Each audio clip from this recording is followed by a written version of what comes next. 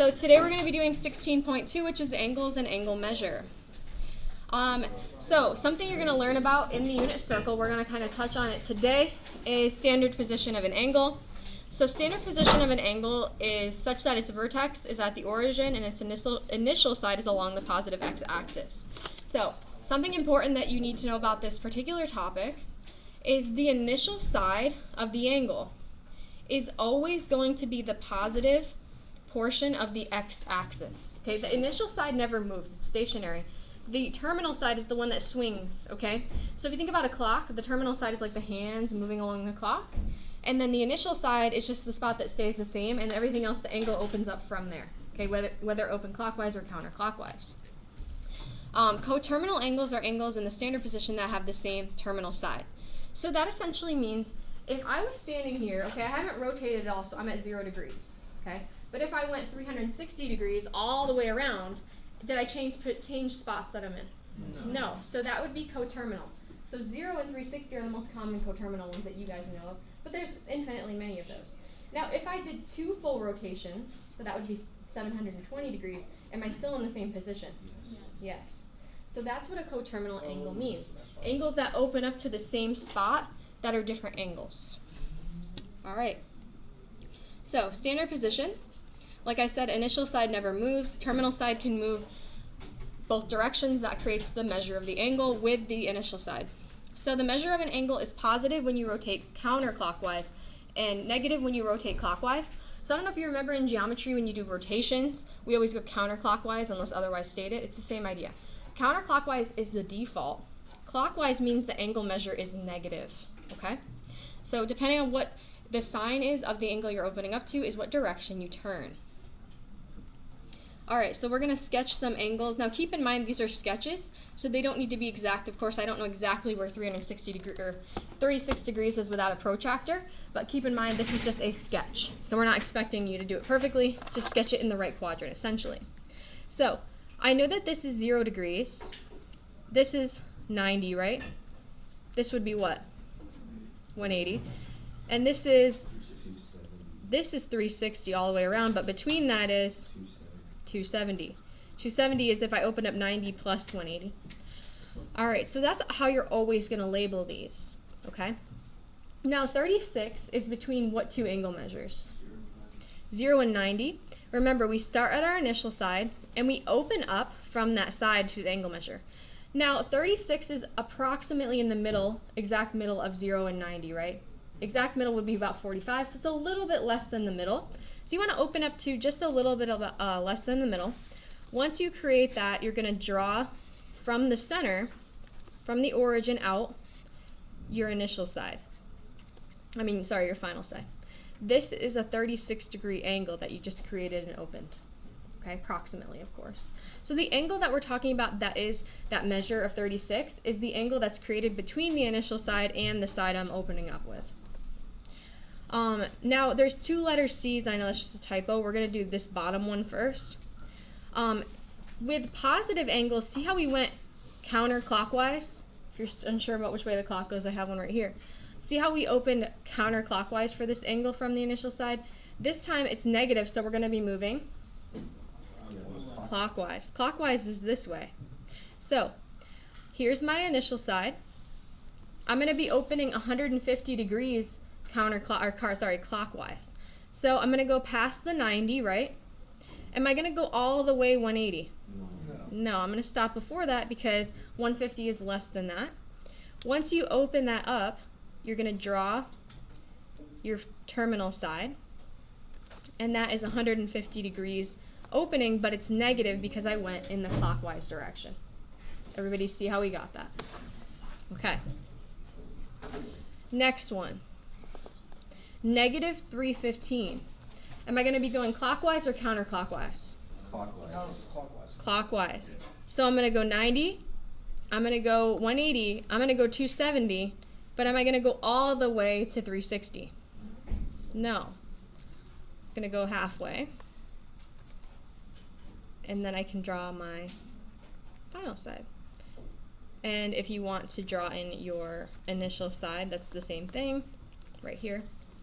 So the angle that we just opened up was negative 315 degrees. Remember, the circle is 360, so. All we got left is 45 degrees here, right? Because we went 315, that means there's 45 degrees left that we didn't go. This one, are we going to be going clockwise or counterclockwise? Counterclockwise. Counter. So we start at my initial side, and I open up to 90, and then I open up to exactly 180. So that's 180 degrees, and then I can draw my terminal side in right here. So any questions about this procedure? Okay. Now we're going to talk about coterminal angles.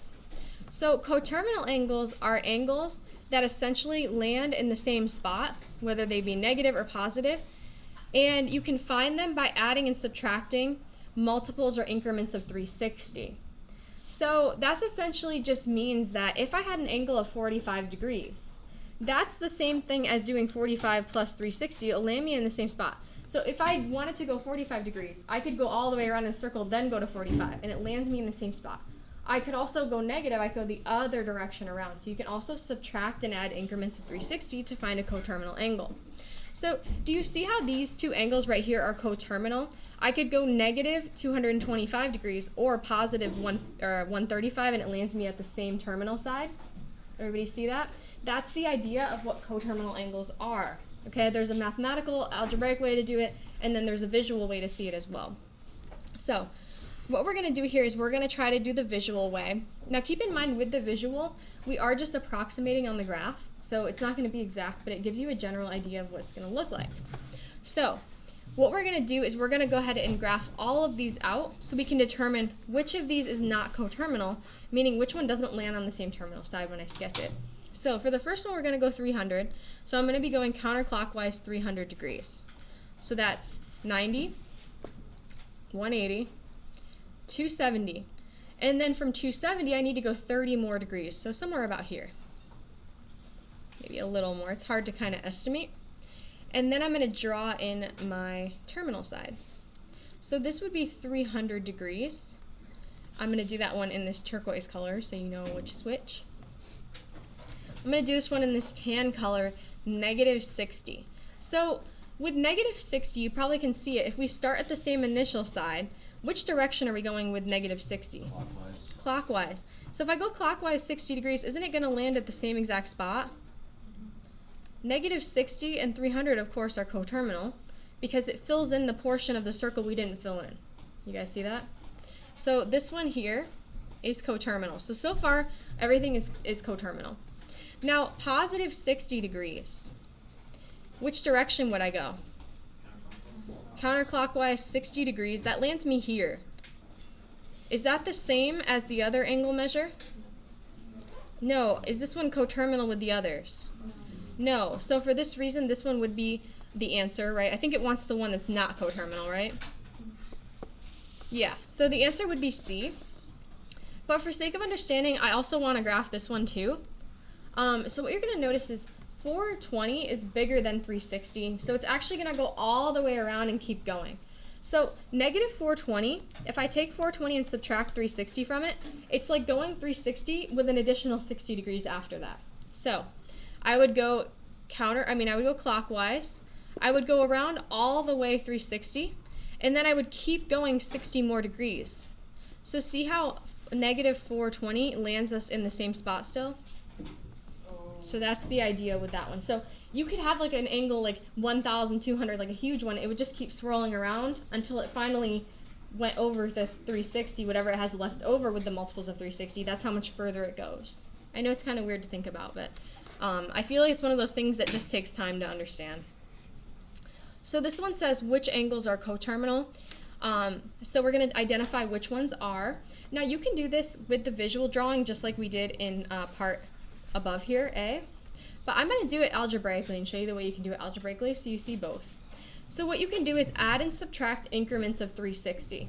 Now if my number is negative, making it more negative into a bigger negative number is going to make it harder. So what should I do instead of subtracting 360 here? Add 360. What is 315 negative plus 360? 45 degrees. So what that means is this angle measure, negative 315, is coterminal with 45 degrees, which makes sense, right? Because if you go negative 315, you have 45 degrees left over. So that's what's coterminal with it. Of course, 45 and 45 are coterminal with each other, right? So this one you don't have to do anything with because it's just a standard angle. Now with 315, I'm going to subtract 360 from it. What would be 315 minus 360? Negative 45 is going to look different than positive 45, right? One's going to be in the first quadrant, one's going to be in the bottom. So this one is not coterminal with the others so far. And then lastly, 405. What should I do with 405? Subtract 360. Subtract 360. What is 405 minus 360? 45. So this one is also coterminal. It means it goes all the way around the circle and then an additional 45 degrees to land us in the same spot. So A, B, and D are all coterminal with each other, okay? The only one that's not is C. And you could graph these and sketch them out to see as well. So any questions about that procedure? All right. Next thing we're going to talk about is central angles and radians and all that stuff. So do you know how like in other systems, like there's like the metric system, imperial system, you know I can take a miles per hour measure and I can convert it to kilometers per hour. It's just a different unit. That's essentially what radians are to degrees. It's a different measure to, basically it's another unit of measure of degree measures. Does that make sense? It's like miles to kilometers. It's like gallons to liters, etc. That's essentially what we're going to be doing. We're going to be converting degrees to radians and radians to degrees, and there's a formula for that. Now, let's talk about what a radian is. So a radian is a measure that was created, and here's the reasoning behind it. Let's say I took any random circle, could be of any size, and I took that circle and I laid a piece of string along its perfect radius. Okay, imagine that being a string. Strings can bend, right? That's important for this. I take that string and I lay it along the radius. If I take that string and lay it along the edge, the circumference of the circle, okay, the amount of length that that arc takes up creates, of course, an angle inside the circle, right? That angle is always 1 radian. That's what a radian is. It's essentially, it creates such a perfect balance between the radius of a circle and the arc length, and it creates 1 radian. Now, you don't have to know too much about this until pre-calc, but I wanted to make sure you at least could see what it's called and how it works. And we call this angle the central angle. And I don't know if you remember from geometry. Do you remember in geometry that the measure of a central angle is the same as the arc length as well, or the degrees of the arc? That's why, because of the radian, okay? All right, so here's the 2 formulas you really need to know. These are the conversions from degrees to radians and radians to degrees. So in order to take a degree measure and convert it to radians, you multiply by pi over 180. In order to go from radians to degrees, you multiply by 180 over pi. Now, we are going to leave a lot of our answers in terms of pi, but know that on Delta Math, other ways, they sometimes will actually put pi in the calculator and get decimal version of the radians. So I just want you to be aware that decimal radians can exist. They just type actual pi into the calculator and approximate. So, what is the degree measure of an angle at, or of negative 3 pi over 4 radians? So whenever I have a negative fraction, I always bring my negative up top. And then, as you can see, I'm going from radians, and I'm getting my answer into degrees, okay? So I'm going from radians to degrees, so I'm going to have to use this formula here, radians to degrees formula. So that means I'm going to multiply by 180 over pi. Now, if your radian is in terms of pi, that makes your life easier, because when I go to do this multiplication, what do I see is already going to cancel out here? Pi. The pi's are going to cancel out diagonally, and that leaves me with negative 3 times 180 divided by 4, which I can do in my calculator. And I get negative 135 degrees. So that's how you go from radians to degrees. Now, if your radian doesn't have pi in it, you just do this all decimal based with the pi and the calculator, all that. Now, here's a little bit of a trick that I just will briefly explain to you. Say you want to check your work and make sure you did it right. You can take the original radian value. Instead of pi, you can replace pi with your degree measure that you just got. So do -3 times -135 divided by 4. If that comes out, or I'm sorry, I'm saying this wrong. If you take any radian measure with pi in it and you replace pi with 180, if it comes out to be the same as this, you know you did the math right. So you can replace pi with 180, do the math, and make sure you get the same degree measure. That's just like a way to check your work. So now we're going to be going from degrees to radians. So degrees to radians is degree measure times pi over 180. So your answer is going to end up being in terms of pi unless they ask for the decimal approximation. We're going to do both. That gives me 27 pi over 180. Do you think that this can be simplified? Yeah, I think they're both divisible by 9. Yeah. So I end up with, what is 27 divided by 9? 3 pi over 20, because 180 divided by 9 is 20. So that's the simplified form. Now, if they asked for a decimal form, you would have to round it, and you would just do 3 times pi divided by 20, and it's approximately 0.47. Any questions about that? Okay. And then the last thing we're going to talk about is arc length. So if you want to find the length of any arc in a circle, you can always find it using this formula, s times the radius times theta. Now the most important part about this formula is it only works if your angle measure is in radians. If your angle measure is in degrees, the formula does not work. You have to convert it to radians first. Now that you all know how to do that, if you need to, you can do that. So we're going to look at this circle. Use the circle at the left. What is the length of s to the nearest tenth? So we want to find this arc here, s. So the formula says s, the arc length, is equal to the radius. What is the radius of this circle? The radius. 3 times the degree measure in radians. Now this one's easy to tell that this is in radians because it has pi in it. But another important way to tell is if your radian measure doesn't have pi in it, look for the lack of degree symbol. See how there's no degree symbol on this value? That indicates that it's radians, even if it weren't with a pi. So that would give me s equals, this would be 5 pi over 2 when I do the math. But notice it says nearest tenth. So if it's nearest tenth, what do I need to do?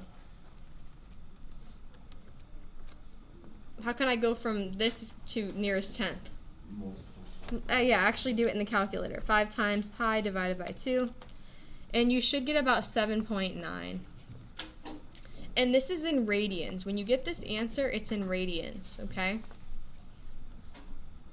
So if you want to convert it to degrees, you got to use the degree conversion. Now we're going to do the same thing with arc B.